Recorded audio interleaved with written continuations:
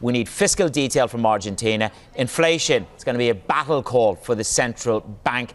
But this all comes down to really, I suppose, central bank ability to act, doesn't it, James? I've put this together. This is about the dollar as well. Just how bad is it in your estimate? Are they idiosyncratic risks, or are we seeing a rising group of risks?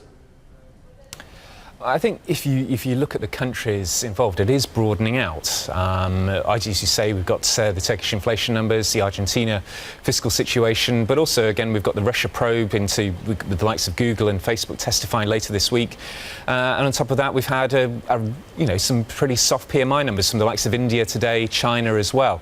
So there does seem to be some concern about some of the growth prospects for emerging markets, given the risk of the policy changes that are going to need to be made. Whereas that you contrast that with the US, which is doing astonishingly well and growing in excess of 4% in the second quarter. We think it's going to grow 3 to 3.5% in this current quarter as well. This week we've got the US jobs report. That should bounce back nicely, wages picking up a little bit more. So you've got this contrast where the US is continuing to tighten monetary policy, is growing strongly, and is also a safe haven. So that's going to keep the dollar supported, we would imagine.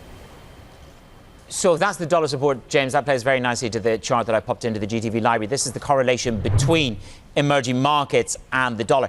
The kind of language that you're using and numbers you're using in regards to the US is a mighty strong dollar. So if I take that as being my lead, this correlation, it would suggest that there could be more pain to come in EM.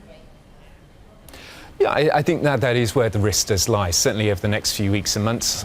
We'll be looking to see if there is action going to be taken, particularly in Argentina today, and if that can sort of start to put a base under sentiment, we may start to see some shifts in the outlook for EM over the coming months. But at the moment, it's very difficult to see what's going to really change the psychology. Markets are impatient, they want change, they want action right now, and at the moment they're looking at the US, which is doing very, very well indeed. And that sort of backdrop is going to, as I say, continue to support the US dollar.